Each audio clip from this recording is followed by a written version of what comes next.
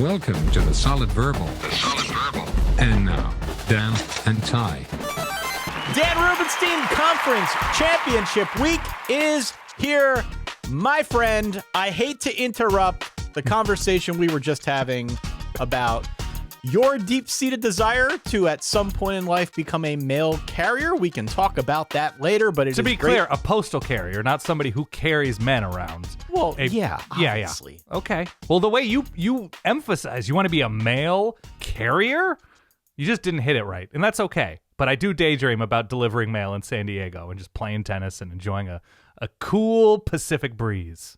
On that weird note, welcome back, one and all. I am Ty. He is Dan. This is the Solid Verbal. Thank you again for downloading, for listening, for supporting what we do. Verballers.com is where you can go if you want to sign up and support us even further. We do have a game this weekend. I will talk about Run the Board, the abbreviated version of Run the Board this weekend for the Saturday games. We'll get to that, I promise, because we've got a bunch of games to preview. All in all, we have 9 games this weekend. We've got 4 on Friday. We've got 5 on Saturday. All told, 6 rematches of those 9. We're going to do our part to try and break down as many of those as we can over the next hour or so. We also have some news, both on the coaching as well as the playoff front. We're going to do our best to get through as much of that as we can. We are recording this, I should add, on early signing day.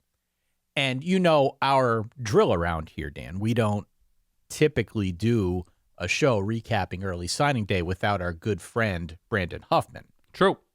So when the time is right, maybe next week when things settle down a little bit here, once we know who officially is going where and how many guys have officially decommitted from Penn State, that point in time, we will bring Brandon on the line and we'll get the full recap to get everybody plugged in. But we're not there quite yet. Yeah, there's still some outstanding, commitments because of coaching changes, notably like Lane Kiffin in LSU's class. There's a few guys who are committed but are wait and see, and I assume are probably going to wait until a little bit later down the line. Chris Henry Jr., which is, the jewel of the receiving class, had sort of announced years ago, I think at this point, for Ohio State, but Brian Hartline left this morning for USF, and so now as of the time of recording, his letter of intent is not signed and he's weighing options. And so, there's a lot there was like BYU trepidation with the idea of Kalani Sitake potentially going to Penn State. Penn State, honestly, they'll take anybody, any application. Don't steal my thunder. I didn't play the sound yet. I got stuff to say about the Penn State coaching. I'm just saying, it's all affecting early signing day. So I'm trying to round out your thought, and I'll cede the floor to you. But yes, there's a lot going on. It's a fascinating quarterback class. We will get to all of it with Brandon, I promise. We will indeed. All right, without further ado. The coaching Carousel. You know what the roar means of that imaginary dinosaur, Dan Rubenstein? We got more coaching news to report on here. Yes. On the show, you're losing your offensive coordinator out there. Your Oregon Ducks are seeing Will Stein become the new head football coach at Kentucky. That happened very quickly, shortly after they let go of Mark Stoops. I'm not even sure we reported the Mark Stoops thing on this show because it happened so quick, but they get rid of Mark Stoops. Not a great surprise to anybody who follows this beat. They quickly moved to Will Stein from Oregon. As you mentioned a little bit earlier, we did have Brian Hartline, currently the wide receivers coach, offensive coordinator at Ohio State, decide that he is going to take a very desirable USF job, I might add. They are putting a ton of resources into that position, recently vacated by Alex Golesh, who took his talents to Auburn. Brian Hartline going to take his crack at being a head football coach. And I guess the news that I wanted to talk more about was exactly what you brought up a second ago. Well, hold on. There was another big one, though. Before this one, before you conclude with Penn State, which, by the way, concluding with Penn State is still an open-ended thought because nothing has concluded with Penn State. We have no idea. No. It was reported that Chris Kleiman is retiring and Collin Klein not swooping in. Obviously, that's like the home call. Yeah. Collin Klein, the Texas A&M offensive coordinator, recent Kansas State offensive coordinator, returning to the Little Apple of Manhattan, Kansas. I don't know if everything is officially official, but that's the presumed order of operations here. And that's like Chris Kleiman, it seems like behind the scenes has been through a lot and has sort of like, again, I'm not going to speak for him because I'm sure what he is going to elaborate on is much more specific than I can. But it seems like he has been fried a little bit, and how could you not, by this profession? And he is off to retirement, so we wish him the best and the Kansas State program the best, and helped to deliver Kansas State a couple years ago, if you remember, during the gilded TCU season of 22. Yep. Is that right? Yep. It's all lost on me. Delivered them a Big 12 title and a spot in the New Year's Six bowl game against Bama. So not a long career by Kansas State standards, but I think a largely successful one and an entertaining one, if nothing else. So we wish him the best. Yeah, and there have been rumors, I think, for a few years running now that at some point Kleiman might decide to walk away from K-State. So when I saw that news, it didn't really come as a huge surprise to me, and it comes as even less of a surprise that they would turn it over to Collin Klein, right? As you said, it's like the easiest promotion ever. Everybody at K-State knows Collin Klein. I think he's by and large been a pretty successful coordinator, right? Yeah. So to kind of give him the reins, that'll be a nice transition for them. Also saw, by the way, Neil Brown taking over at North Texas. Yeah. Neil Brown obviously relieved of duties at West Virginia last season, but had a very strong run at Troy and North Texas in terms of geography, and now recent success has to be viewed as a relatively strong job. Especially in an American that is very strong, that North Texas is performing like it is right now and playing for the conference championship here this weekend. So hopefully a good hire for the Mean Green and for Neil Brown. Penn State made a run at Kalani Sitake. Yeah. We brought this up a little bit on the last episode of the podcast. At the time that we recorded, it was really just rumors and speculation. I think I told the Verballerhood that I was on board with that stuff. It seemed to me like, at least based on some of the stuff I heard, that, there was some actual smoke to that. And indeed there was. A lot's blown up since we last recorded, Dan. We last recorded on Monday morning. Monday night is when kind of everything went haywire. Now we're recording this on Wednesday morning, Wednesday midday, I guess, Eastern time. And Penn State is still without a head football coach. Kalani Sitake has opted to stay at BYU. It was a very frenetic 48 hours. Yeah. Will he stay? Will he go? We had folks from all across the BYU community swooping in, pitching in, doing whatever they could to try and keep Kalani Sitake in Provo. And it seems as though those efforts have worked. It sounds as if there was something of a handshake agreement in place for a bit between Penn State and Kalani Sitake, whether he got cold feet, had second thoughts.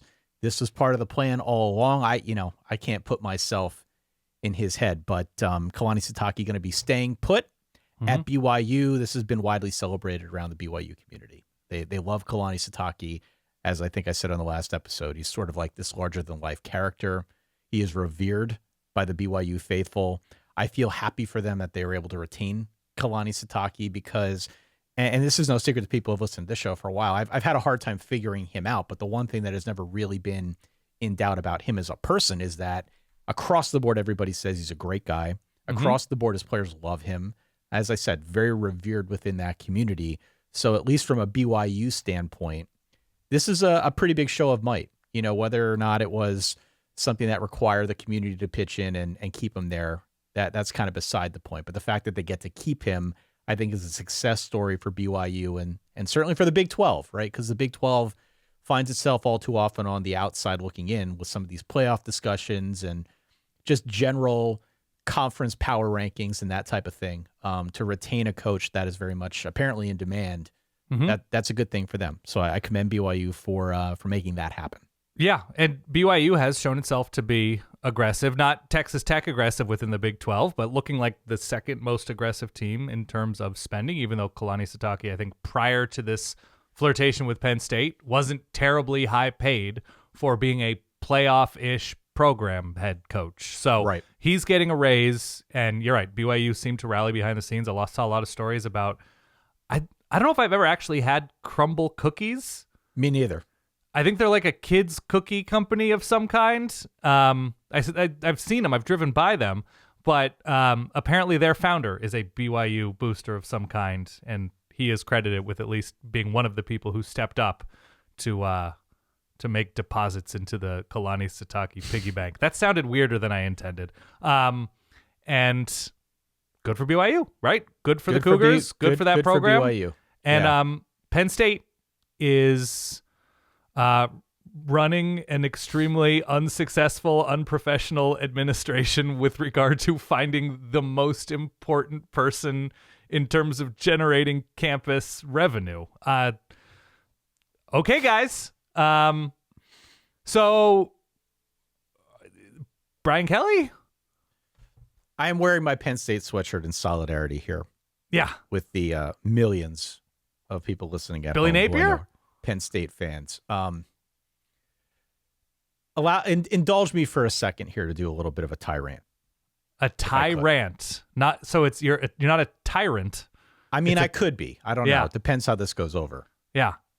So I don't know Pat Kraft, the athletic director at Penn State. Never met the guy. I thought the presser that he gave after they fired James Franklin was pitch perfect. Whatever you think of how they got rid of Franklin, the presser that he gave to fire up the fan base right after they made the decision, I thought he did a really good job with that. I was fired up after that.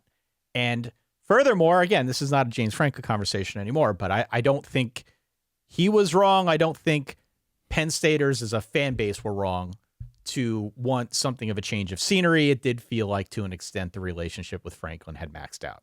Doesn't mean he's not a good coach. I think if people had a second chance at it, maybe they would undo that decision now, given what we know about this coaching search. But I understand at least that thought process, and I was fired up after that press conference. Well, I think maybe they would think twice about hiring Pat Kraft, more so than getting rid of James Franklin. But yes, I can tell you that at the same time that press conference was going on, I had a couple threads going with people that know Pat Kraft, that have worked with Pat Kraft in some capacity. And none of them, Dan, not a single one of them trusted Pat Kraft with this hire. Right. Which to me was a bit of a red flag. Again, I don't know the guy. So when I came on this show, what feels like an eternity ago, I guess it was 50 some odd days ago, and we talked about where they might go with this hire. When I said Matt Rule and I talked that up as a possibility, and I got a lot of, you're crazy. I got a lot of, that doesn't make sense. Mm-hmm. Guys, I was with you on that, okay? But I'm telling you, I was cautioned that it might not make sense, given the trigger man here. That was my starting point in trying to evaluate where Penn State was going to go next. In fairness to him, I think at this point, it would probably still be premature to say that Pat Kraft has screwed up the hire, because we still don't know who is hired, right? All we can confidently say is that he has very much screwed up the hiring process. This is not up for debate. We can debate whether or not the Matt Rule thing was real or if it made sense or whatever. But I think it's pretty clear at this point that Pat Kraft went on a wild goose chase. He tried to chase down the biggest names in the coaching industry. Many of them were happy to listen and even happier to get a raise as a result of it. That is where this search has really excelled, getting other people raises. I do not believe for a second the rumor that there was some sort of collusion against Penn State orchestrated by Jimmy Sexton, the super agent. Like, I don't buy that. That is not how the industry works. It just isn't. Right. But it very much to me feels like this was a coaching search driven more by the fan fiction side of the fan base and the names that would light up message boards, as opposed to being realistic and having a real plan. It feels, the deeper we get into this thing, Dan, that this was a coaching search based more on assumption that if you talk to enough big names, surely one of them will want to come here because we are Penn State. Yeah. And that just hasn't happened now. So the deal with Sitake, that, listen, I don't know how long that had been in the works. I heard anything from a couple days to a couple weeks, but regardless, it's not something that just popped up on like a weekend ski trip, right? They thought they had him. Kraft thought he had him. I saw our friend Richard Johnson reported out on X, the Everything app yesterday, that there was shock within the Penn State administration. They thought they had Kalani Sitake. Again, the error here was assumption. He didn't get pen to paper. It was a handshake agreement. So he assumed that the handshake deal was going to hold. When you go after a guy with roots this deep, I don't care where it is, you got to get pen to paper, man. Yeah. You got to get pen to paper, because whatever time there was between the handshake and what happened this week, that opened the door for second thoughts. That opened up doors for leaking it to the press. Somebody did. That opened up doors for getting the crumble cookie guy involved and maybe circumventing an AD at BYU who wasn't willing to pony up the cash. Right. So if you believe that to be true, and I do to an extent, kind of a baller move by Kalani Sitake. Yeah, man. I don't know. I don't kind know of if a he baller move to go around a guy who maybe might let you walk, but you like being there, so you're going to find another. Like, that kind of makes me like him even more if that's what happened. That would be like some real Game of Thrones stuff. I wonder if he went to Central PA quietly and was like, I don't know if I want to be here. Listen, I don't know where this leaves Penn State now. I really don't. And I'll tell you where it leaves them, Ty. It leaves them staring at, like, I don't play fantasy baseball anymore. You ever have one of those waiver wire visits where you're like, I guess Todd Zeal. Right? I tweeted this out. I had an auction draft years ago where I had to pay $35 for Sean Figgins. Yeah. This was Sean Figgins when he played on the Angels and was a second baseman. Pretty good. He could fill up some stats. Come on. He was fine. He was not worth that. And that is the direction I fear Penn State is headed right now, because at this point, the recruiting class is completely toast. Yeah. There are still good coaches out there. Yeah. And I think if you hire the right guy, whoever that might be, if that guy comes in and wins, if he's able to get a roster in place quickly via the portal, it's going to have to be by the portal at this point. If he comes in, if he wins, if it looks like there is progress in any regard, people forget about stuff quick. That's just the world we live in. These news cycles are like 8 hours at a pop, and then we move on. So, yeah, if he comes in, whoever it is, assuming there is a guy, and he comes in and he wins, then, yeah, this will be forgotten. But I hope that they have a plan, because thus far it feels like hope was the plan. And that's a real issue when you're dealing with, as you said, the primary revenue generator within the athletic institution.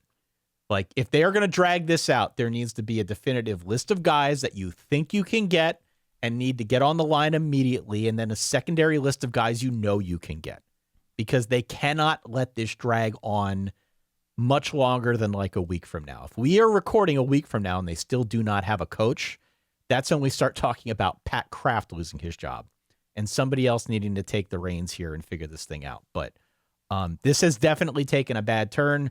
I am not ready fully to commit to the fact that the entire thing was a disaster. It has not been good.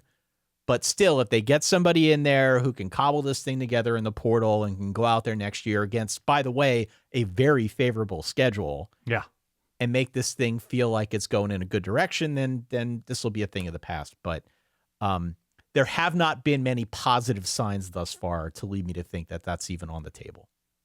This is a really interesting time for Penn State, right? Because nobody that they hire is going to make the fan base feel good, because the fan base knows that this is their 17th choice. Yep. So do you go with an up-and-comer who's somewhat unproven? Do you go with somebody that you're just like buying low and potentially getting out of a bad situation for them? Like, do you make a run at Dave Aranda or Mike Norvell, right? Somebody with huge program experience who might need a change of scenery, and Penn State might be able to deliver the money and whatever geography that could be interesting to them. Or do you punt? And just give Terry Smith a year?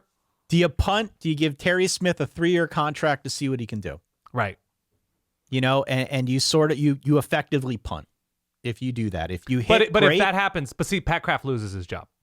If Pat Kraft makes that move, if he's making a low ceiling move, essentially, which would be the viewpoint of, I think, Penn State fans. I can't speak for them, but if it were announced that Terry Smith is the hired head coach, it would probably be seen as a failure of a search and he would lose his job. I mean, so he's got to think of his job too. It was always going to be an uphill climb to go from James Franklin to a guy that the fan base, that the national college football mechanism would view as an upgrade. Yeah. Right. Because James Franklin's a top 10 caliber coach. Yep. The list of guys that you could get that would be seen as an upgrade to that it's very, very small. It's a handful of guys. Clearly, at this point, they haven't gotten any of them. Doesn't seem like any of them were truly interested, other than using Penn State to get a raise. So, yeah, you don't fire James Franklin just to hire Terry Smith. And right. And no offense to Terry Smith, a lot of people in the Penn State world love Terry Smith, and he definitely bleeds blue and white.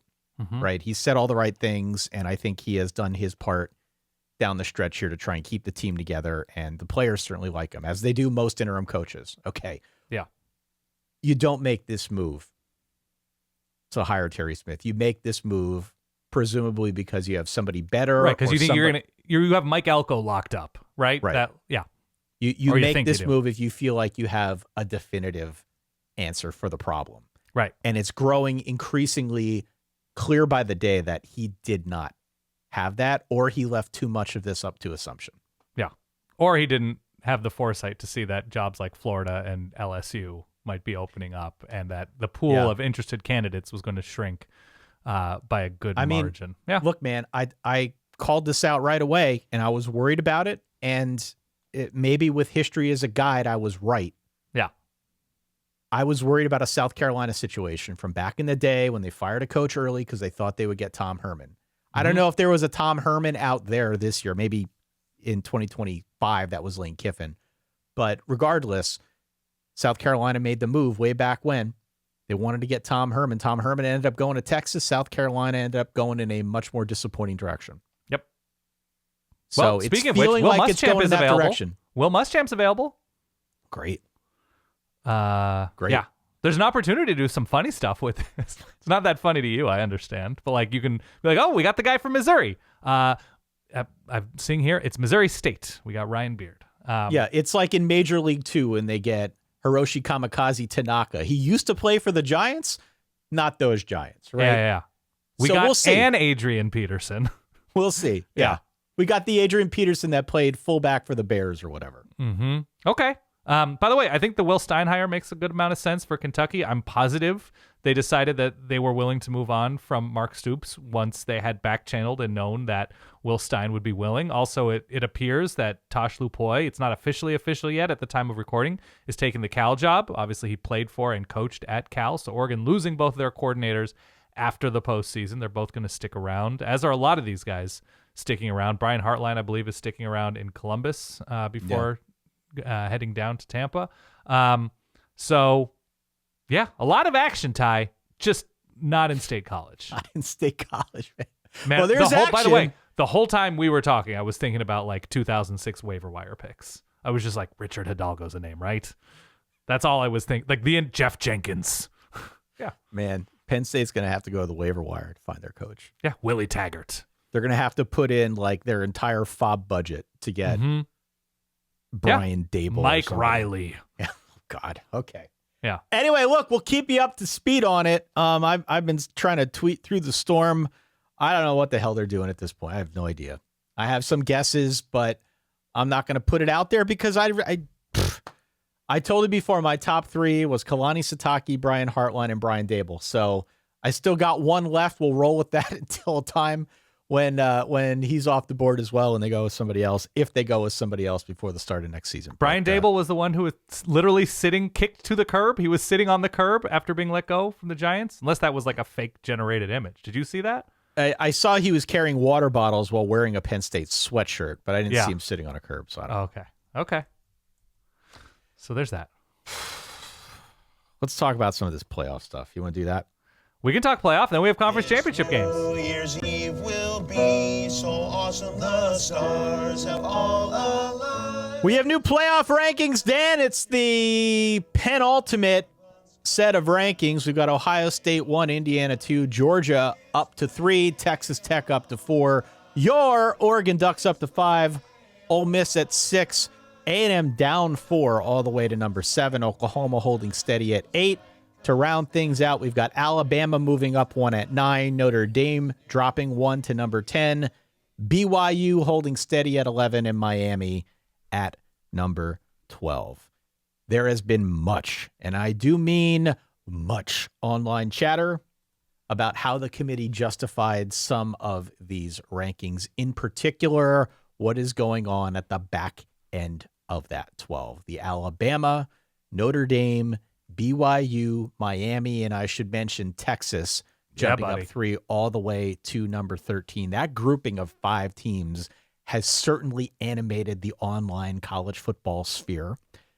The committee, as they described it, was, I guess, impressed enough to move Alabama up 1 over Notre Dame after they knocked off Auburn on the road a week ago. There was some chatter about maybe if 2 teams are next to each other, even if they don't play, they could invoke some sort of tiebreaker, i.e. they still are giving themselves away, perhaps to put Miami in front of Notre Dame. The whole BYU discussion is, interesting in its own right. They're 11-1. They're behind 3 2-loss teams. They do have an opportunity to play their way in this weekend, but it does beg the question, if they play a very tight game against Texas Tech, could the committee favor them even in a loss? What could happen for a school like Miami, again, that does not play, but what kind of upward mobility do they have, not just with respect to Notre Dame, but even if a school like BYU were to lose by a close margin, would BYU still be the buffer between Notre Dame and Miami? It feels to me like there is still a range of possibilities that could occur here over the next week or so. And definitely as we get into our playoff discussion here after this round of games, it's going to be really interesting to see what happens. But your thoughts here? Do you got any thoughts on what we see in these latest batch of playoff rankings? No, with each successive week, I feel like I am proven more and more prescient about doubting the committee from the start of this playoff, from the 4 team, from whatever. I was like, this is a ridiculous idea. This committee is flawed. And we're watching them amend things on the fly, right? You see those commercials. I forget what the name of the product is, like the extra strong tape where they're like taping up a boat. You're like, look how strong this is. That's all this committee is doing, right? They're plugging leaky holes every week with new ways, like, oh, well, Alabama can't run the ball, so obviously we got to dock them this amount. Like, what? That's the, like, it's just the metrics are introduced. The idea of having 2 teams next to each other and not having head-to-head matter as much until they're next to each other. You're just like, when were you going to explain that this is like in the bylaws, right? That it's just like you have new people deciding what's important.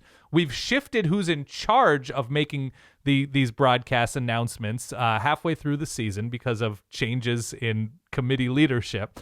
And it's insane. And our friend Bruce Feldman voiced this. I don't know if it was supposed to be a DM, but it was in response to, I think, was it Kevin Clark? It was Kevin, yeah. Kevin Clark tweet, whatever it's called on X, the Everything app. It may obviously this makes no sense. It makes no sense why they do this beyond, commerce every week, because they just contradict themselves constantly because it's an insane sport with no sample size, and people want to expand it to 16 so we can argue about like Virginia versus Tulane versus Houston versus Iowa, or get to 20 or 24. Like, here's what I don't understand this week personally, and I'm sure you can explain or somebody else can explain.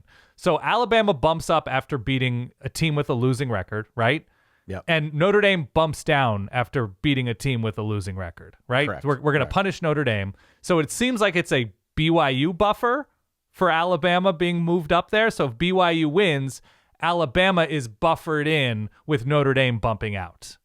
Right. That's what it seems to me. Right. You can't risk losing that 5th SEC team in the tournament. You can't risk it, right? Vandy essentially winds up throttling what the committee after 11 weeks looked at as a top 20 team in Tennessee. How many spots did Vandy move up? None, in this right? one, they moved up none. Yeah, they moved up 0 spots after on the road beating up on a really good team per the committee. Tennessee to me is pretty flawed, but they put them in the top 20. So after 11 games, they must be some sort of meaningfully top 20 team. Vandy beats them by whatever it is, 3 touchdowns, unchanged. Texas beats a really good team, obviously, in the top 5 in Texas A&M. They move up 3. Okay, so that has to be meaningful, right? That they beat up on this team at home. They move up 3. They have 3 losses. They're ahead of a Vanderbilt team they beat by 3 at home, who has 2 losses. If you want to put Miami ahead of Notre Dame, you're not going to get a strong argument from me. But, like, Miami just beat a team that Notre Dame just throttled. They both do this thing, and Miami doesn't move up at all. Right. Well, that's the thing. Yeah. And so you're just like, what rhyme or reason behind any of this can we point to? And so it's all crazy. It's all insane. They obviously can't look into the future and see that there's a possibility that a 7-5, or I guess 8-5 at that moment, would win the ACC and then lead to James Madison or something jumping into this tournament. And James Madison's a good team, but keeping Miami out because of that specific rule that they couldn't see the effects taking place because of. That's barely English. I don't watch the show. I see the rankings and I just sort of shrug, and we talk about it because this is our sport, but nothing makes sense. Zero of this makes sense. And we keep wanting to empower these people and go to more teams, and we empower them to make decisions about where they play, what the schedule is, when they just keep stacking bad decisions atop one another. It's just incredible that we have a committee of people, and then we get people on. Has anybody outside of ESPN advocated for Texas in any sort of meaningful way? Maybe they have. I just haven't seen it or heard it. Have they? Have you seen that from anybody? I mean, not really. No. The talking point of like, then outside of like Steve Sarkisian, no. No, I mean, it was apparently Dan Orlovsky and Kirk Herbstreit. We're like, how do you keep Texas out? How do you keep Texas out? It's like Texas scheduled Ohio State because they viewed it as a risky maneuver worth taking. That we recruit, we stack top 5 classes. We are built similarly. Let's challenge the best in order to be the best. And then when they lose, they're like, well, we didn't have to do that. We'll just schedule Louisiana Tech or whatever. It's such weird, cowardly backpedaling. Like, if you don't want a big non-conference win, if you don't want the money that comes with it, don't schedule it. Sometimes you lose games, and you have to deal with the consequences and move on. Texas does not believe in that. There's like a certain like crazy amount of entitlement from Texas and people that can't help but to fawn over this year's Texas team. This year is the one you're putting everything. Guys, what are we doing? What are we doing? This year's Texas team? The team that had to play overtime against Kentucky and Mississippi State scored a touchdown against Kentucky. 1 touchdown, right? One single touchdown. This is not a data point. This is not a Texas team that's looked like a playoff team for the majority of the season. But they beat the team that's in the top 5 that hasn't played anybody in Texas A&M, a good win, and we're like, how do you get into the postseason without Texas? It's insane. Win more games. That's all it takes. We got to find that Taylor Twellman sound. What do we even do? I don't understand. I don't understand the Texas fawning. Like, you had 3 years to turn your quarterback into a consistently strong quarterback surrounded by blue chip dudes, and he wasn't until the last game of the season, and we're like, all is forgiven. I feel like I'm taking crazy pills here. Well, I got to be honest with you, and I mean, I'm not going to belabor this point because I feel like the internet's already done that for me. But yeah, you know, I mean, I'm a Notre Dame fan through and through, and obviously, I'd like to see them in this playoff. I think they're one of the best 12 teams in the country. I think they're one of the best 8 teams in the country. I think they're really, really good. I understand where they're ranked. And even me, as I'm looking at this, after the new rankings come out, I'm thinking to myself, this is going to be a situation where BYU loses. They're going to have Notre Dame and Miami back-to-back, and it's going to be really freaking hard to justify keeping Notre Dame ahead of Miami if it comes to that. But obviously, nothing will have changed this week as both teams are off. Nothing will have changed. The only thing that might change is a little bit of public pressure and maybe some numbers on the back end with regard to strength of schedule and resume and some of the nerd stats, right? But I don't know how you do that. Okay. and this is speaking as somebody who likes Notre Dame and wants to Sure. see Notre Dame play in this. Personally, I think Notre Dame and Miami both deserve to be in this field. You know, Agreed. like I have spoken out against Oklahoma, who has an incredible resume and, has done everything within their power as of late to try and get into this field. I think both these teams, Notre Dame and Miami, would beat Sure. Oklahoma. So kind of in my like goofy wish casting brain, I'm thinking to myself, we need Georgia to knock down Alabama. We need them to beat by like 3 touchdowns. We need BYU to lose. Hopefully the committee comes to its senses and it's like, hey, we can't put a 3-loss team in there that just got drilled by a top 5 team. We're going to bump Alabama out. We're going to bump BYU out. Then both Notre Dame and Miami get in. And then because they're on opposite sides of the bracket, they run the table and they meet each other for the national championship. Yeah. But obviously Notre Dame and Miami did not have the opportunity as 2-loss teams in the way that Alabama did in separate positions. I understand. To play for conference championship. This is speaking with the fan brain. Okay. No, I totally hear you. I don't know But what it would take. What happens though? What happens if Alabama loses by like 20 points to Georgia? Do they get bumped out? If they lose in the way that, by the way, Texas lost to Georgia. If they lose That's in that right. They lost specific 35 manner, to 10 to Georgia. Yeah. If they get hammered by Georgia, right? Which will is the apparently committee will the it's not committee have the disqualifying. stones to knock them out? It's not disqualifying. ESPN will still advocate for Alabama because lots of teams who should clearly be in the playoff lose by 25 to Georgia recently. What should you do? I don't think you punish them dramatically unless it is a fully uncompetitive loss. I think the manner matters here. So what is 18 versus 26? I don't know. I think you're going to have to watch the game and see what kind of control Georgia has and Alabama doesn't over the course of those 4 quarters. I'm not fully against keeping Alabama out if they're not at all in control of this game.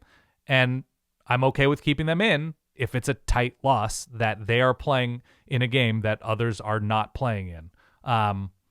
So I guess I'm just sort of wait and see and sitting on the fence here. Listen, the only thing that I will say to wrap up this discussion, and people can weigh in, solidverbal@gmail.com, let us know their thoughts. We've had some people email in their thoughts. We appreciate it. Of course. Many of whom don't agree with us. That's fine. That's okay. All I will say is something that I have maintained since the first day we did this podcast back in 2008, the year of our Lord, 2008. Great year. A team is not its schedule. You are not your schedule. Okay? This is my Boise State argument from way back when. Right. It's how you perform against how you your perform against that schedule. That is generally how I like to grade teams. Now, I've been pretty open about the fact that I'm looking at rankings not so much from the analytical side this year, but just from when I'm ranking teams who I think could beat whom. Sure. That's how I have been. That's kind of the thought exercise I've been going through. The tie test, year. if you will. That's the tie test. Yeah, it is. Yeah. It is. And I know that's not scientific and people are going to poke holes in that. And I don't really give a damn. That's It's just how I've been doing it. It's no less credible than anything that's happening on official levels. Well, that's true. That's true. So I would welcome our verballers out there, either in our Discord at verballers.com, out on the interwebs, any of our social media channels, solidverbal@gmail.com, whatever works for you. Yeah.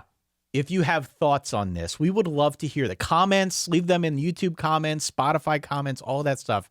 Whatever works best for you, it is free to reach out to us. We do read everything. Mm-hmm. Don't be a dick, but reach out. I would love to hear from as many people as we can. It would be good to get, I don't know, as much opinion in the door as we can before we go into this weekend and before we go through the whole rigmarole of picking the 12 teams next week. Will you agree here and now to do a town hall at Yaco's in Allentown, Pennsylvania? Town hall on what? A town hall. I don't know. You want that feedback, Ty? You want to speak directly to listeners? I mean, town sure. hall, Yaco's. Sure. What street is Yaco's on in Allentown? Hamilton Boulevard in Allentown. Hamilton Boulevard, Allentown, PA. Don't say Ty didn't offer you the opportunity. He'll be there at a little the original, folding I believe chair. I think that's the original Yaco's. Okay. I could be wrong about that. There are a bunch around town, but yeah. Sure. We'll talk to the Yaco's management and see if we could arrange a town hall situation. But depending, you probably got to buy a hot dog or at least a Coke or something if you come in. Depending on how much you eat, it could turn into a brown hall very quickly. So be prepared. Look at you. Yeah, thank you very much. Why don't we get to our conference championship games? Let's do that. Dan, Ty, help.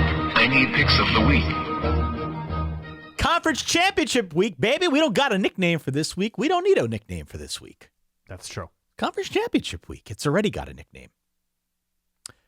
All right. So here's the deal. As I said, we've got games on Friday. We've got games on Saturday. I am going to start with the Power 4 action at high noon on ABC. They play it at AT&T Stadium in Arlington, Texas. It's the Big 12 Championship, and it is the first rematch we're going to discuss here today. The aforementioned BYU Cougars, 11-1, squaring off against Texas Tech, also 11-1. Texas Tech favored by about 12.5 points. As I said, this is a rematch. Texas Tech won the first meeting by a 29-7 score. My question, just to kick things off here, a bunch of distraction this week with Kalani Sitake. Yes, has been. All right, bunch of distractions. Went thermonuclear on Monday night. Everybody found out about it then. Uh-huh.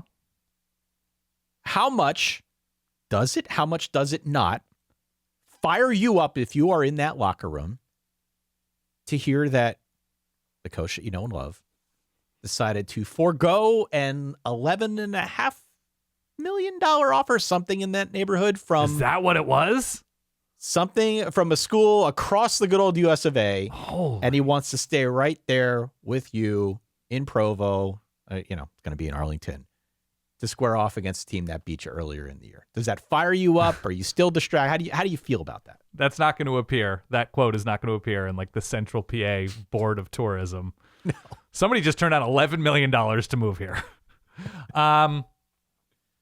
I don't know how it makes me feel. I don't know. I think the players prepare. I think the players are obviously amped to sort of get revenge on Texas Tech and win the Big 12. It's a huge deal for BYU. It's a huge deal for Texas Tech. These are two teams looking to win this conference the way that it's constituted for the first time. And I think this game is a huge deal, right? It's a cherry on top of an unbelievable season for really both of these teams, but specifically Texas Tech with where they've been recently and being pretty good but not quite breaking through. And it would be huge for BYU. I think BYU has a very specific advantage in that Texas Tech has prepared for BYU, and BYU has seen how Texas Tech can specifically scheme and succeed against you. Yeah, right. Obviously, vice versa, right? That Texas Tech saw how BYU prepared, and they were able to succeed in a way BYU clearly wasn't. But that's why it's said, it's tough to beat a good team twice. And so it seems like a big line. And it's reasonable given the, 29-7 the first time around? Yeah.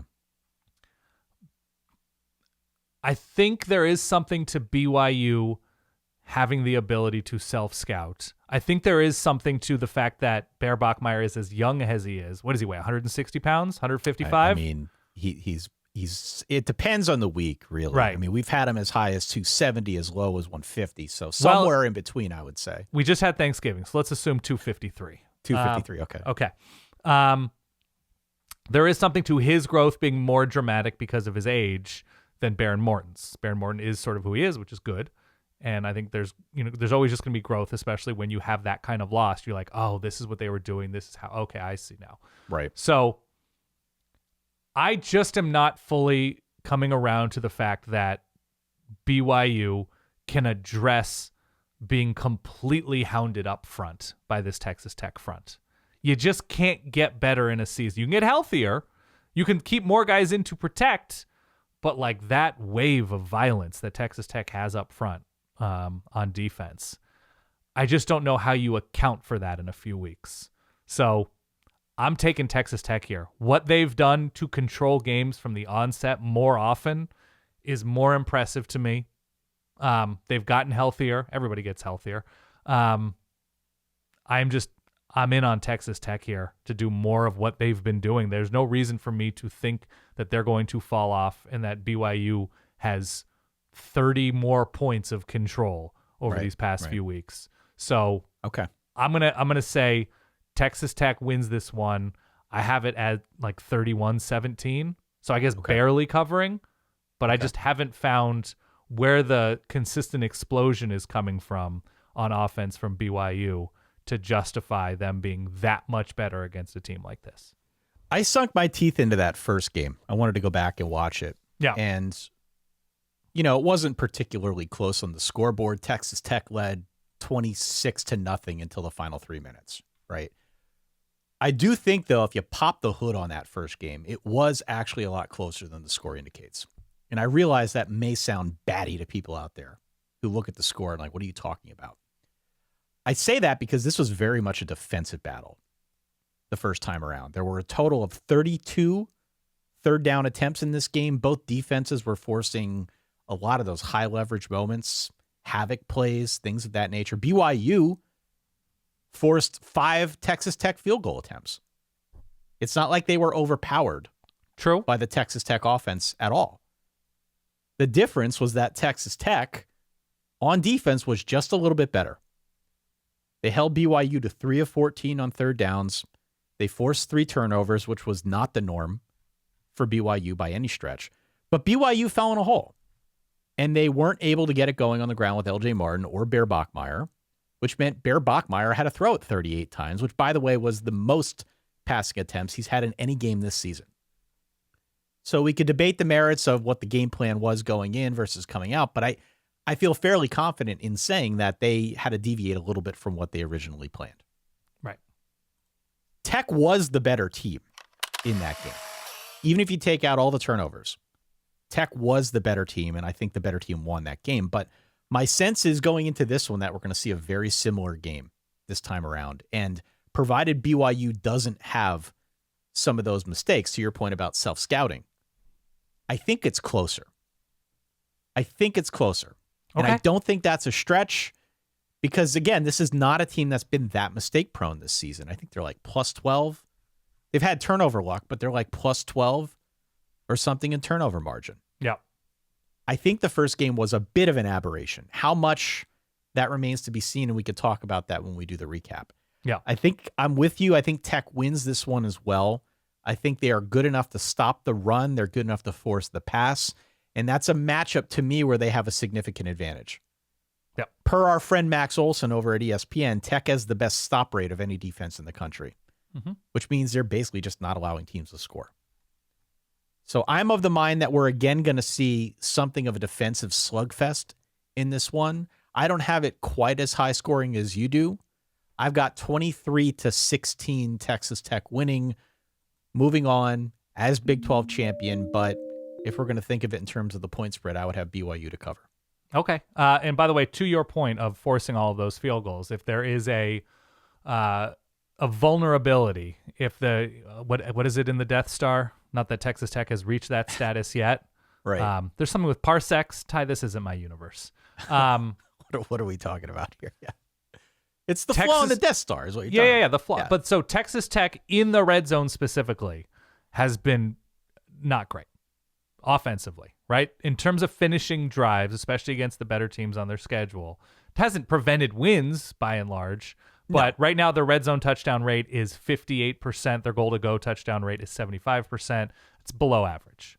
And so it doesn't matter if you score on explosion plays, and Texas Tech does plenty of that. But that is, I think, a tip of the cap to you for noticing that from that first matchup, that closing those drives, finishing those drives, I think is a big deal in this game. And quite excited to see it.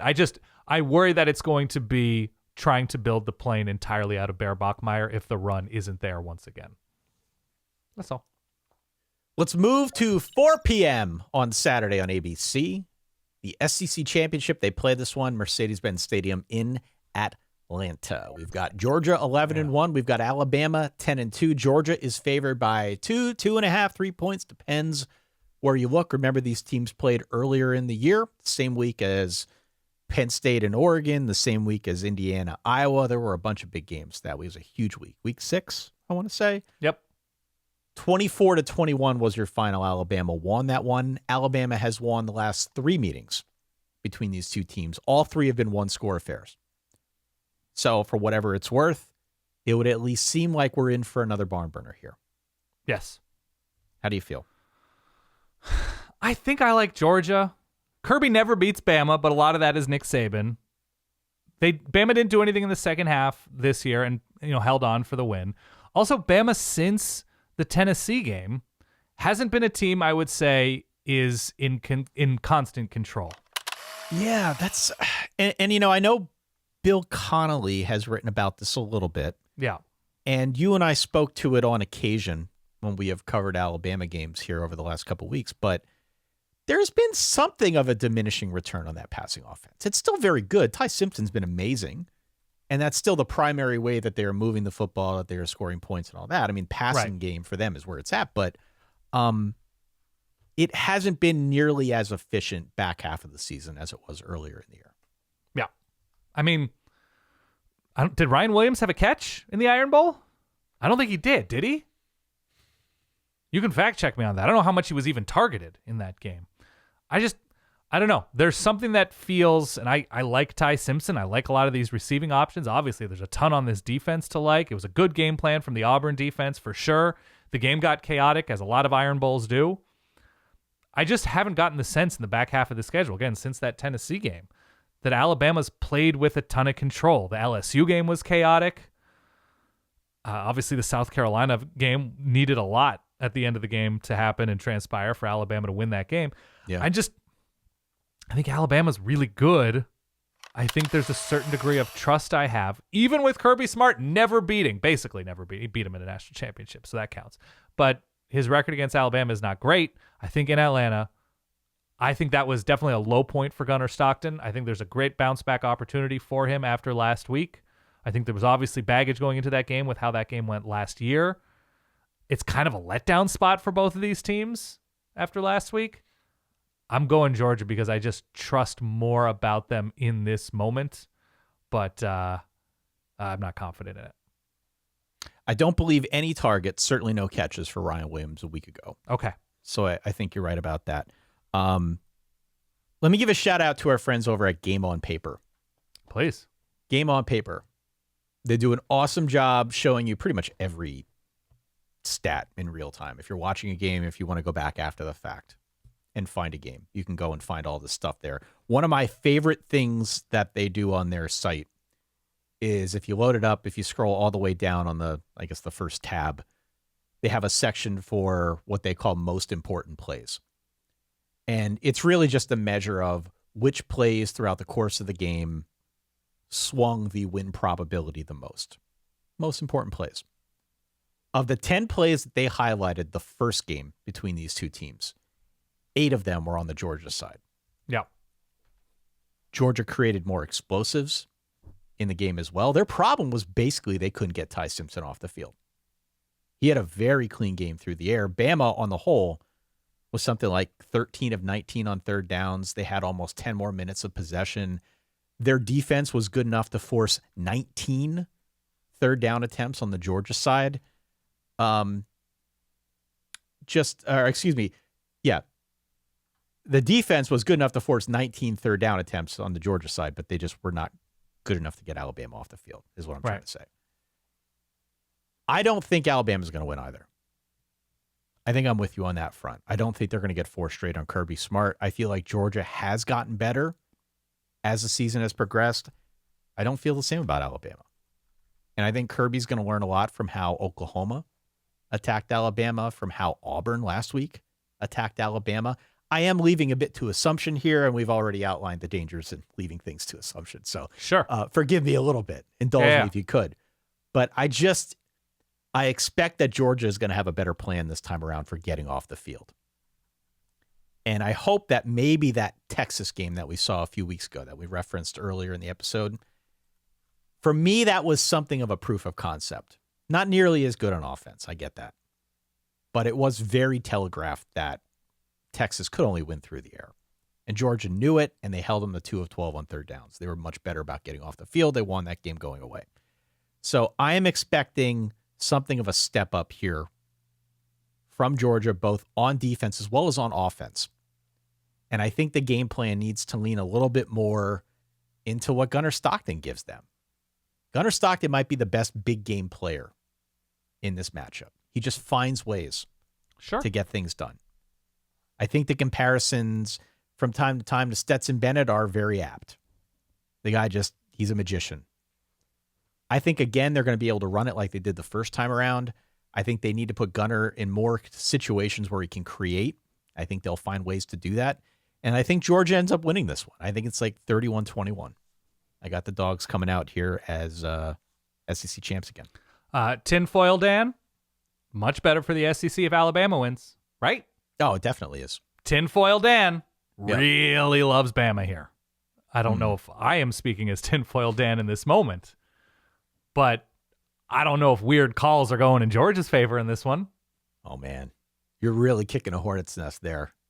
I like it. I'm all in favor of this. I've just watched the SEC these past 15 years, 17 years, 20 years, 30 years, 40, however many years of my life. I mean, late 30s, early 40s. Let's be clear. I'm just saying Tinfoil Dan is on the record now saying it's much better for the SEC. It's much better for the SEC's broadcast partners if Alabama wins this game. And also Georgia's like, how much do they care if they lose this game with regard to the playoff? Georgia always wants to win the SEC, of course. But with regard to the playoff, getting that 5-6, getting a home game, it's not the worst. I mean, right now, if they win, they're probably in line for a first-round bye. No, I know, but I'm saying if you are the type that believes getting that what does that opening mean to you? weekend and avoiding the bye, getting the 5-12, getting potentially Texas Tech, who knows? And I don't know if you want Texas Tech, but I'm saying of your options. I mean, there's a chance if you lose, you could end up not hosting a game. There's a chance. I don't think it's a good chance, but you think 11-2 Georgia is falling to the point where they're not it might fall below Oklahoma. Right now, Oklahoma is 8. It depends. Don't know, man. It depends how the committee feels about, how badly somebody like Georgia were to lose. I mean, Georgia just first of all, they beat a playoff team in Ole Miss. I'm not saying this is likely, Dan. I'm just saying it's telling possible. You, they stomped a Texas team that beat Oklahoma 23-6. I know. It's I know. a difficult case. You want to be tinfoil Dan? I'll be tinfoil Ty. It's possible. Okay. Go to 8 p.m. You got 2 games going on side by side. I hate when they do this, but whatever. 8 p.m. ABC. Duke at 7-5, squaring off against Virginia at 10-2. They are a 3. I got this right. A 3.5-point favorite against Duke Blue Devils. I think that's right. Yeah. The ACC Championship game. They play it in Charlotte at Bank of America Stadium. This is another rematch. Virginia won the first matchup 34-17. That game was not close. No. You know how I talked about the BYU game? It was 29-7, but I found ways looking at it like, it wasn't really that out of hand. This one was out of hand. Yeah. This game was a tire fire for the Duke Blue Devils. Here is my issue with this game. My issue with this game is that the Duke template is simple and telegraphed, and anybody who watched college football this year knows exactly what's coming. The only way that they can beat a team like a Virginia is if they get them into a shootout and they outscore them. And that's it. That is how they have played the best teams on their schedule. Full stop. Yeah. Full stop. Now, go back and look at the first game. Duke won the turnover battle. They won the penalty battle. They were still outgained by almost 300 yards. Virginia still went 12 of 19 on third downs. Duke was just 4 of 15. So They are banking on getting into shootouts, not banking on trying to stop you at all on defense. It's like how I play the video game. Forget defense. We just got to try and go out there and put up a ton of points on the board and hope that we have the ball last. Yeah. That is the Duke philosophy so far this year. They're here on a weird technicality, right? That basically, a tiebreak. Yeah. Right, but I'm saying that even the tie breaks, conference to conference, aren't the same. So I think if we had this tie break, I want to say in the American, Miami would be in because they default to the college football playoff rankings sooner than how Duke got in, the specific tie break. Anyway, it doesn't matter. We're here. The worst thing in this game is Duke's defense. They are somehow in this game based on a somehow win over Clemson, essentially, that could have gone either way. That was, hanging by a thread. I just think Virginia's better and more complete. The thing that would scare me a little bit if I'm a Virginia fan, Duke seems to have the quarterback advantage, which is not nothing. And Darian Mensah had a very good year this year. He did. Chanmo did as well. But I don't know. In a spot like this, I just think Virginia has more ways to win, has the defense to get off the field. And I just don't think Duke does this year. And so I'm gonna err on the side of that. I'm gonna go Hoos here. Yeah, and I mean, look, both quarterbacks have been a revelation. Yeah. They have. I mean, Chandler Morris, a lot of the talk on the UVA front has been Chandler Morris, but I think lost in the shuffle is that UVA actually has a top 25 defense. Yes. They've had a really solid defense this year. And, you wouldn't know it to look at the team and think of what they've been in the past, but to actually go in and dig into the stats and look, yeah, they're a top 25 caliber defense. I think they were 23rd. They finished 23rd in the SP Plus. They finished 23rd. They were top 15 in points per drive allowed. And when you play a schedule that includes offenses number 91, 118, 98, 125, 87, 83, and finish up with the 108th best offense in Virginia Tech, how could you not? How could you not? Yeah. Look, they've been solid. However you grade it. No, it's been a great story. But the against schedule, the pass, yeah, and they have a really good pressure rate. They're good at getting after the quarterback. I think they're second nationally in that capacity as well. So they've certainly benefited from the easier schedule. Those were SP Plus offenses, to be clear. SP Plus.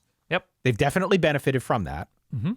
And they definitely came out of left field this year getting to the ACC Championship game. But it's a solid team. I like the Hoos. Yeah. So I'm of the mind that this is a very good team. I'm of the mind that if they get to a playoff, they will be competitive.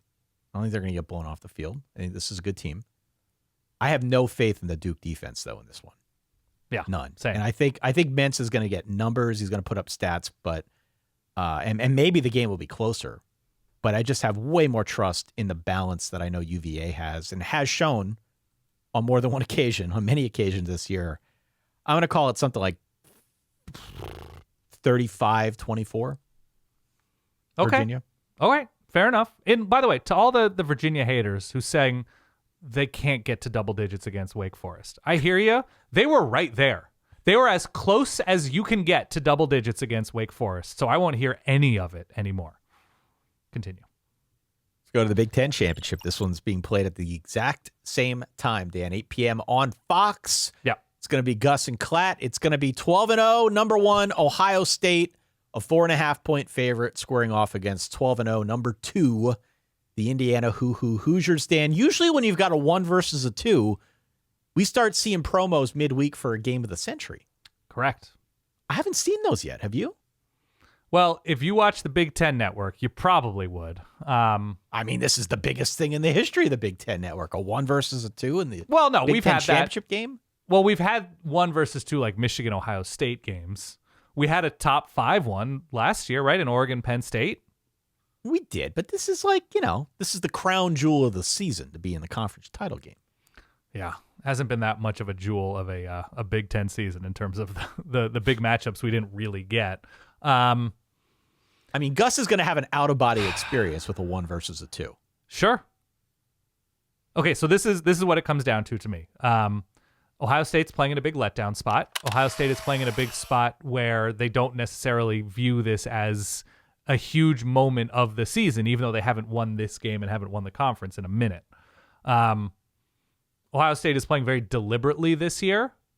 They're playing slowly, and by deliberate, I mean they're deliberately trying to pace themselves to peak in January. It is early December at the moment. I'm not saying they're not going to try to win this game. I'm not saying that they're going to skip this game. They're going to try very hard in this game. But this game is not the point of Ohio State's journey.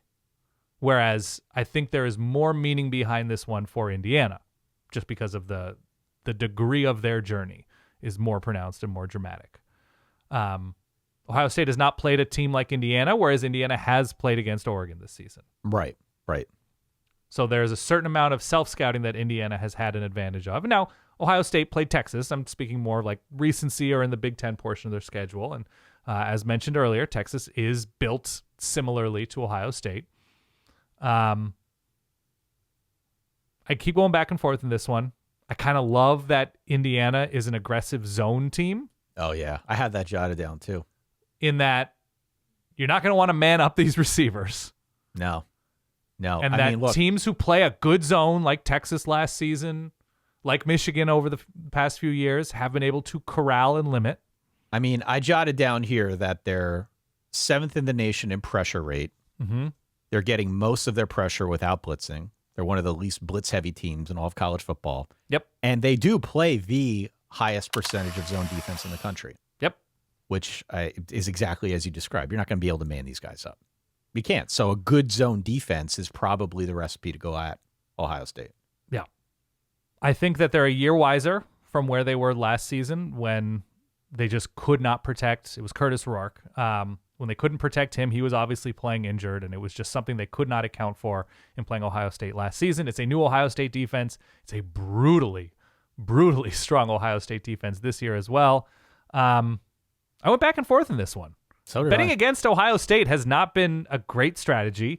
Indiana's played 2 close games against a not-so-good Penn State team, a decent Iowa team, and it was a close game against Oregon as well, who has been very good. So they've been battle-tested and won those close games against quality opponents. Ohio State's a different beast. Yeah. And so I'm just going to be the engineer on the Underthink Express here. I think Ohio State is likelier to win because they've just there's an inevitability to Ohio State that I haven't felt exactly with Indiana, and I think Indiana's been crazy impressive this year. Yeah. But it's something about the depth, it's something about the defense, it's something about the not playing close games since that Texas game, and their schedule hasn't been great, and that's a large reason for it, that I just think Ohio State wins this game by a touchdown. I think it's a close game. I think it could be Indiana winning by 3 going into the fourth quarter. Again, it's that inevitability of Ohio State that there are just too many players that I think you're going to come away from this game thinking these are 2 teams on equal footing. But again, inevitability, 27-20 Ohio State. Yeah, I mean, I was trying to parse this one out, and I'm with you. I was going back and forth too. Yeah. And something that kept bouncing around in my head is this is year 2 now for Curt Cignetti. And I still feel like people, and I'll include myself in this, there is something of a mental block when it comes to taking Indiana seriously. And it's not fair to Indiana because Indiana's been incredible these last 2 seasons. That's but just it's a you problem at this point. Yeah. Well, it might be, yeah. But I probably speak for some other people out there where it's like, wow, I still kind of can't believe that they have come this far this quickly under Curt Cignetti. But the numbers are mind-blowing. You know, this is not smoke and mirrors. It's not even a Cinderella story at this point. This team absolutely could beat Ohio State. This team could win the national championship. Definitely. You know, and I don't really have, it's not that hard of a sell to make that case. They're really freaking good. So we talked about the matchup on defense. They get pressure without blitzing. They play a lot of zone. If you're going to play against this version of Ohio State with all those weapons out wide, you can't man Jeremiah Smith up. You're going to have a good zone defense. That's what Indiana is. So that, I think, works to their favor. To me, I felt like this is a crapshoot. I think this is going to be a good game. I think you can make the case that Indiana is more battle-tested coming into this one. Where I really had trouble, though, is I figure this is a Jimmy's and Joe's situation. Right. You know, and even though Indiana is, I think, better and more talented than they were a year ago, I still think Ohio State is way better. It is a letdown spot. It is a not for letdown Indiana, spot. but for Ohio It is a letdown State. spot. It is indeed. But Ohio State is just so damn deep. Second straight game away from home. It's just like the weak spots for Ohio State this year were supposed to be what? A green quarterback, first-time full-time starter in Julian Sayin, who may win the Heisman. I don't know. Sure. But Indiana's guy might win the Heisman too. Indiana's guy might win the Heisman too. Fernando Mendoza's been great. What else is it supposed to be? The lack of a proven ground game, which was very much the case for a good chunk of the year, but they have brought that along very slowly. Sure. Certainly there were no questions out wide. There were, I think, some questions on defense, like, okay, they lost some guys, but how are they going to – they've been ridiculous on that side of the ball. I think Ohio State has done everything within its power to answer some of those questions we had in the preseason. So from my standpoint, I think these teams are very close. I expect Indiana trying to slow this one down to keep the Ohio State offense off the field. I'm curious to see what happens if Ohio State takes away the Indiana ground game. Because I think they're good enough to do it. And I want to know, can Fernando Mendoza go out there and pull off a magic act the way he did against Penn State? Can he win the game for them? because I think Ohio State's going to try to make him win the game for Indiana. Sure. Man, now I've I'm got got it myself into Indiana. I've got it at 28-24 Ohio State. So I guess that means I've got Indiana covering. Yeah. But I think this is going to be a hell of a game. Yeah. I really do. I'm excited about this one. Okay. So the reason it's not as much of a letdown moment is because Ohio State, either way, is going to be off for a while after this game. So Yes. it's not like they're looking 100%. forward. It's obviously not a look ahead. And I think the clean track, no weather, playing indoors probably favors slightly Ohio State. I think I'm going with, once again, the inevitability. And I hear you on the letdown front, and I know it's all very unscientific. But like, if that game were close against Michigan, That's if it were true. close in the fourth quarter and it was a real emotional type thing, that would be different. That game was over. That game was over for a while. So I'm not banking as much on that as I would otherwise. I got Ohio State winning. Yep. 28-24. But I think it's a good game, and I think we will be hearing a lot from Indiana in the playoff. Because they will be in the playoff. All right. Headliner, UNLV Boise. UNLV Boise State. They play this one 8 p.m. on Fox on Friday night. Yeah. UNLV 10-2, Boise State 8-4. These two teams got to the Mountain West because they had like a tiebreaker thing that involved Bill Connolly's SP Plus and Sports Source Analytics and God knows whatever FBI. else. Yeah. There were 4 teams that had an opportunity to get in. These are the 2 that made it. This is also a rematch. Boise State won the first matchup 56-31. Notably, Maddox Madsen is coming back for this game. He's missed some time with a lower leg injury. He is going to be back out there. Boise State has lost 4 times this season. They've lost to the 4 best defenses they've played. Yeah. UNLV is certainly not one of those defenses.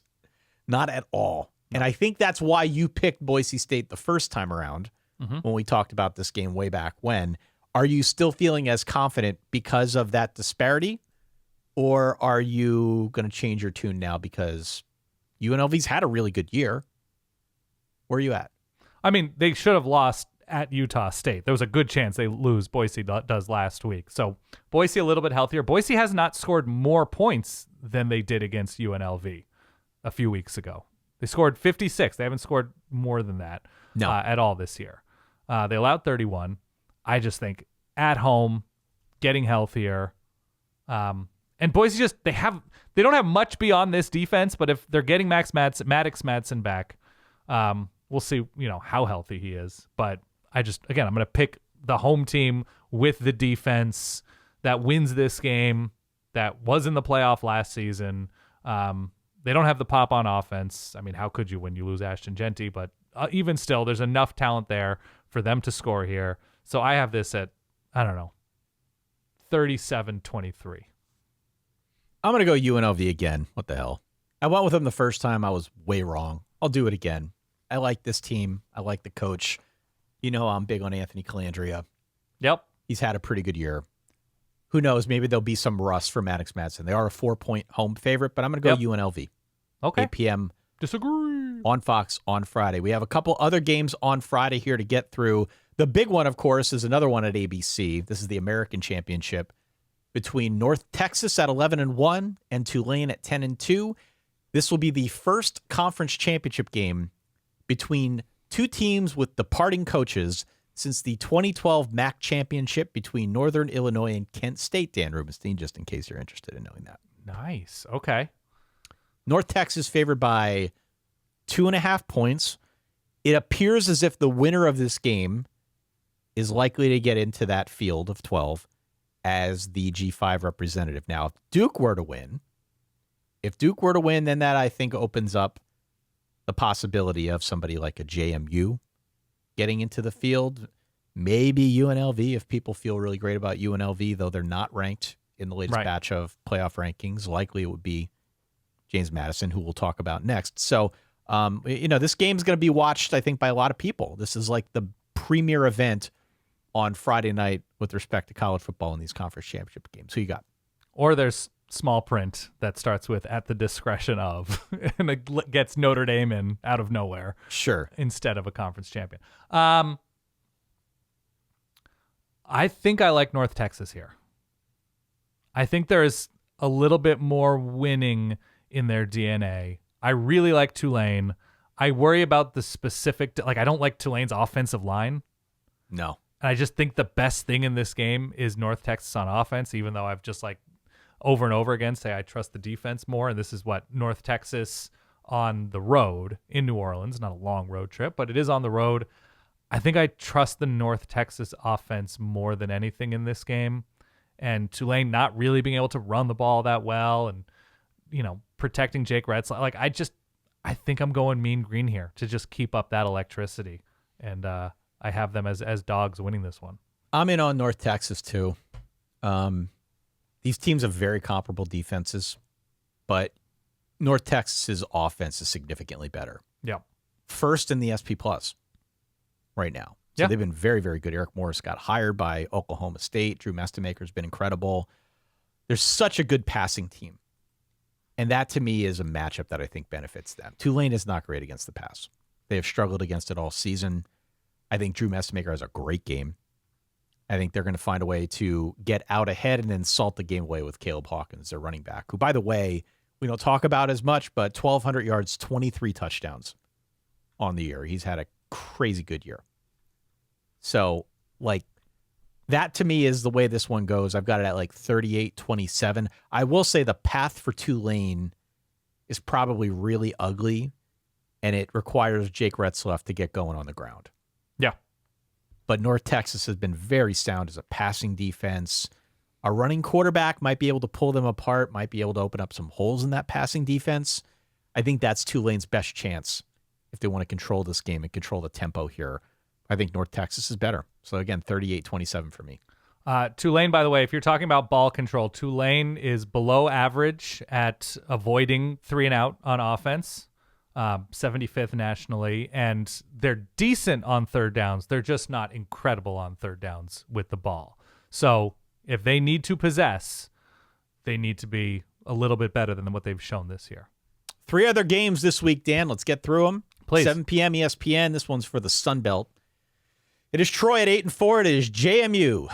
The James Madison Dukes at 11-1. They are the biggest favorite this weekend, a 23.5 point favorite over the Troy Trojans. Speaking of the Troy Trojans, let me give some credit to my guy, Jared Parker. My dude. Yep. Offensive background. Troy must be amazing on offense, right? I want to credit him for getting Troy back to this game. Agree. Because it's a proud program. They've had a lot of success down there. It was a rough go for him last season. And I think we called it out in the preseason that it wasn't entirely his fault. Some of those results from a year ago were skewed. I think what they've done this year is a very big deal. And it proves that maybe he actually is good at this thing. So kudos to him. James Madison's better. James Madison's going to try to put up 100, if at all possible. If I were willing to do a lock again, and I'm not sure I can do that this season, I need to wait a year, let things cool down. But if I were to do a lock, I would inquire about JMU here because I think they're just going to go for broke. Same. So I don't really even have a final score jotted down. I just think JMU is going to run it up as high as they can. Yeah, I have 42-17. Also at 7 p.m. on Friday, CBS Sports Network, Conference USA, Kennesaw State, baby. Mm-hmm. 9-3, 2.5 point road favorite on the road at Jacksonville State. They played earlier in the year. Jack State won 35-26. For me, battle in the trenches. This is a battle in the trenches. If Kennesaw can stop them on the ground, I think they're winning this game. The first game was high scoring. There were a lot of stats. They gave up 252 yards to Jacksonville State on the ground. Yep. So if you can come in somewhere under that and still have the amount of offensive output you had the first time around, I think they're going to win Conference USA in only their second year as an FBS program, which is wild. Wild considering the fact that they got rid of the coach a year ago, and it was there was a lot of chatter about that. And Jerry Mack has come in and done a really, really good job with this team. So I am in on Kennesaw here. As am I. There's a very specific exploit in that Kennesaw has popped deep balls really well, and Jacksonville State hasn't been great defensively in allowing those big plays. I want to say Kennesaw opened up as a dog in this one and quickly it flipped shifted over to a favorite. Yep. So, yeah, I'm taking Owls here. I'm buying in on the story. And finally, let's go ahead in time if we can. Back to Saturday. Please. High noon, Miami, Ohio, squaring off against Western Michigan. Western Michigan favored by 2.5 points. This one's for the MAC. They played earlier in the year. Miami won by a 26-17 margin. This is going to be a rock fight. This has rock fight written all over it. 2 bad offenses, 2 good defenses. I'm going to go Western to win in the rematch here and take home the MAC. Yeah, the difference, though, is DeQuan Finn is no longer playing for Miami. Correct. And so he did play. He did have a good game in that first matchup in that winning effort. And so they've figured it out, it seems, behind the scenes at quarterback. Since then, they've played a couple different guys. Western Michigan's had a really nice year. The game is at Western Michigan. I struggle to bet against Chuck Martin in this spot. Hasn't always won it. I know. I'm going Miami of Ohio here on the road. I think the defense travels. So look, head on out to verballers.com, sign up for Run the Board. We're giving away a $150 Amazon gift card to the winner. You only got to pick a handful of games, only 5 games this week. It's a very abbreviated slate. We don't do Friday games. We want to give people a chance to listen to this, to collect their thoughts, to pick their games. So you only got to pick from 5 games. The winner is going to get that gift card. We have a lot on the line, though. We have a lot on the line because our year-long Run the Board contest is coming to a conclusion. Yep.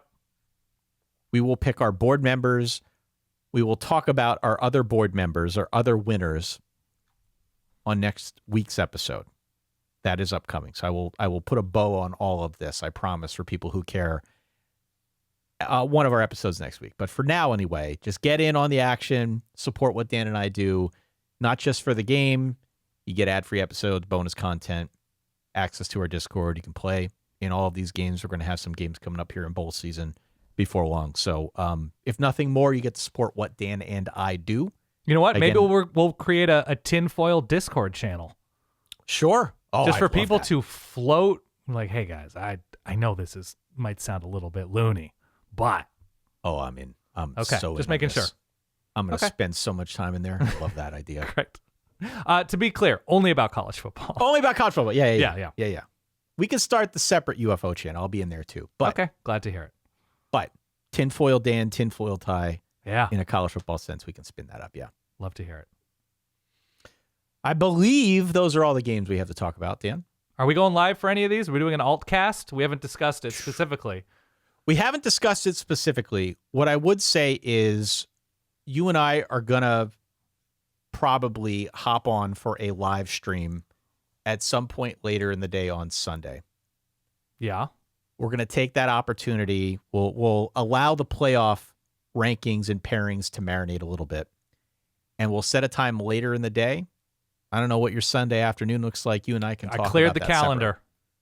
You want to go like 5 p.m. on Sunday? We can do that. 5 p.m. Eastern. 5 p.m. Eastern on Sunday out on the YouTube channel. Yeah. We will talk through. We'll do kind of an abbreviated episode just talking through playoff stuff. Part 1 will be Saturday night where we recap all the action in the conference championship games. Mm-hmm.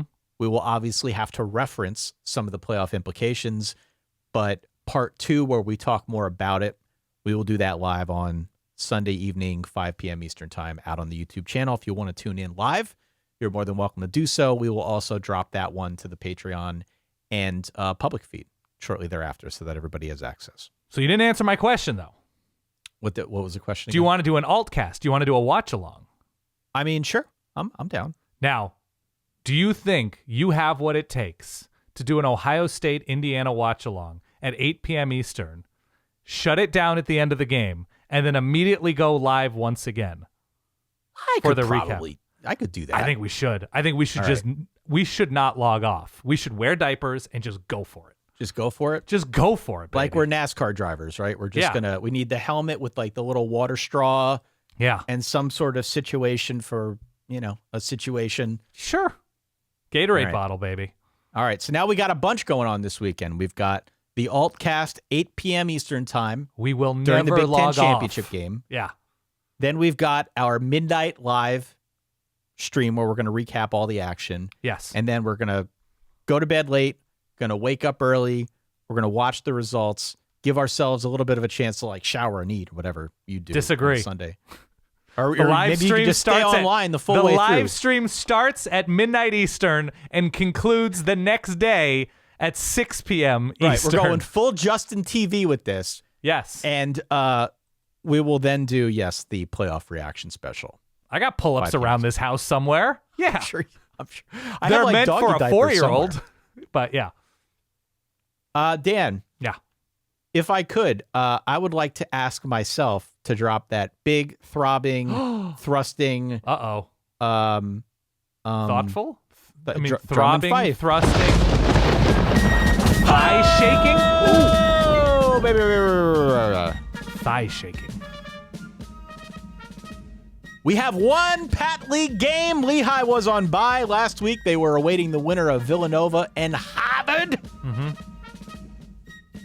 12 p.m. Eastern Time Saturday, ESPN Plus. Villanova, 10-2, squaring off at Murray H. Goodman Stadium against the Lehigh Mountain Hawks, who were 12-0 and 4.5 point favorites in the second round of the FCS playoffs. I believe the winner probably plays Tarleton. I have not seen who Tarleton is squaring off against on the other side of the bracket. Lehigh got screwed. They should have been the 4 instead of the 5. Okay.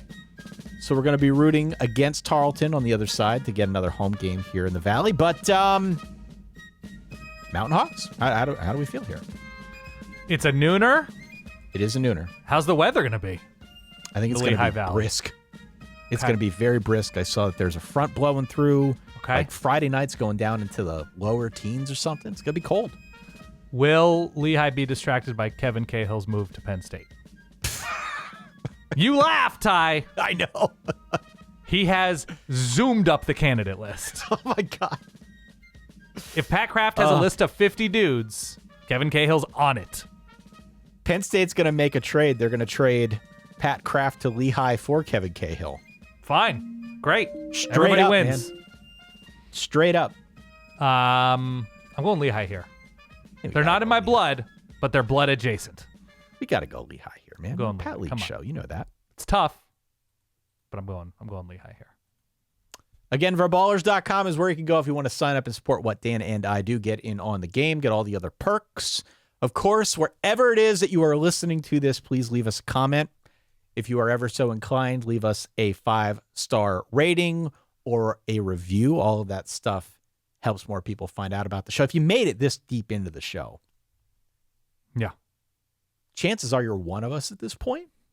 So if you could do your part to like help attract more people, we would appreciate that very much. That'd be awesome. Yeah. It'd be awesome. Otherwise, just leave a comment wherever you can. Spotify, YouTube. There are a bunch of other podcast apps out there that let you do that. We read all of them. I've been saying this many times over. We do read all of them. We'd love to hear from the Verballerhead. Yes. That's it. Got a very busy weekend in store for us, Dan. I am very excited. We got one weekend left, and then we start the whole thing over with the second season. For the meantime, for that guy over there, my good friend Dan Rubenstein, for myself, Ty Hildebrandt, we'll catch you all this weekend. In the meantime, stay solid. Peace.